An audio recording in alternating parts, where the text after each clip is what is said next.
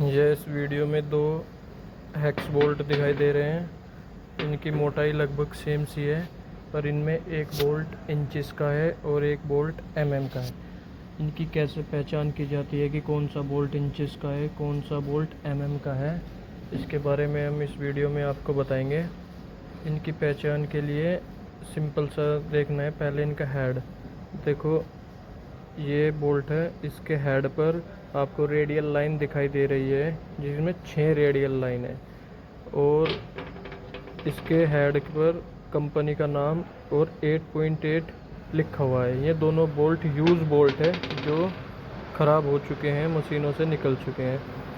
तो हम आपको बताना चाहते हैं कि यह बोल्ट इंचिस का बोल्ट है, क्योंकि इंचिस के बोल्ट के हेड पर रेडियल लाइन होती है, जो कि इसकी टेंशन और यील्ड स्ट्रेंथ को दर्शाती है। और नॉर्मली मैट्रिक बोल्ट के हेड पर उसकी टेंशन स्ट्रेंथ 8.8 लिखी रहती है। ये इसका पहला अंतर है कि कैसे आप इंचेस और एमएम बोल्ट को डिफरेंस उनके बीच में कर सकते हैं, क्योंकि चूड़ियों को देखकर एकदम पता नहीं चलता है। ठीक है। और जैसे कि ये बोल्ट 3/4 का बोल्ट है, और जो इसकी ये चूड़ियाँ होगी, इन्हें हम टीपीआई में मेज़र करते हैं। टीपीआई में मेज़र करते हैं मतलब 1 इंच में कितने थ्रेड हैं। ठीक है, 1 इंच में कितनी थ्रेड है, इसे हम टीपीआई में मेज़र करते हैं।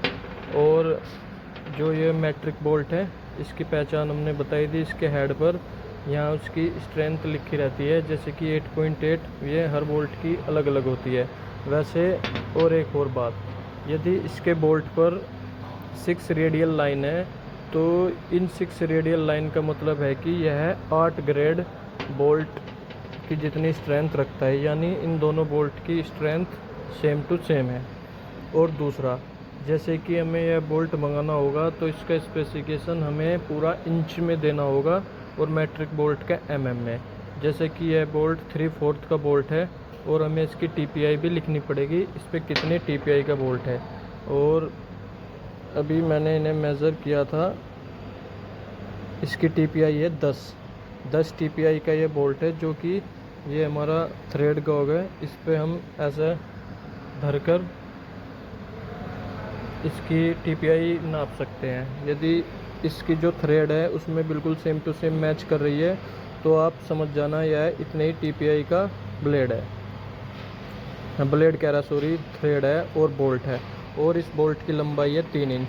तो जैसे कि हम इसका डाटा देंगे, तो इसका डाटा देते समय हमें लिखना होगा कि 3/4 × 10G इंटू इसकी जो लंबाई है, यानी 3 इंच। और बोल्टों की लंबाई, हेक्स बोल्ट की लंबाई हेड को छोड़ के नापी जाती है, यानी यहाँ से लेके यहाँ तक। और ये रहा मैट्रिक बोल्ट।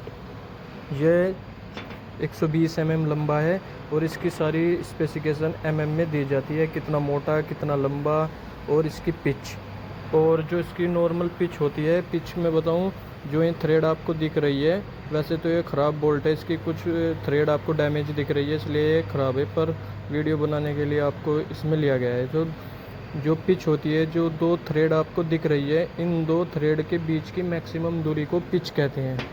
और पिच भी इसी से ही मेज़र की जाती है। जैसे कि हम आपको दिखाए, आपको सही नहीं दिख रहा है, वैसे जो ये थ्रेड है इसमें 2.5 अब दिखा होगा, 2.5। तो जो ये मैट्रिक बोल्ट है, इसकी जो पिच है 2.5 है, उसे हम इस पर रख के दिखा सकते हैं। जैसे कि देखो, 2.5 इसके अंदर पूरे के पूरा जा रहा है, तो ऐसे हमें पता चलेगा कि इसकी कितनी पिच है। तो ये बोल्ट mm का है, तो यह 20 mm का बोल्ट है। तो इसका स्पेसिफिकेशन हुआ M20, M बता रहा है मैट्रिक, 20 इसकी मोटाई गुना 2.5, जो कि इसकी पिच है। और इसकी लंबाई हमने वर्नियर कैलिपर से नापा है, तो यह 120 mm का है। ठीक है, धन्यवाद।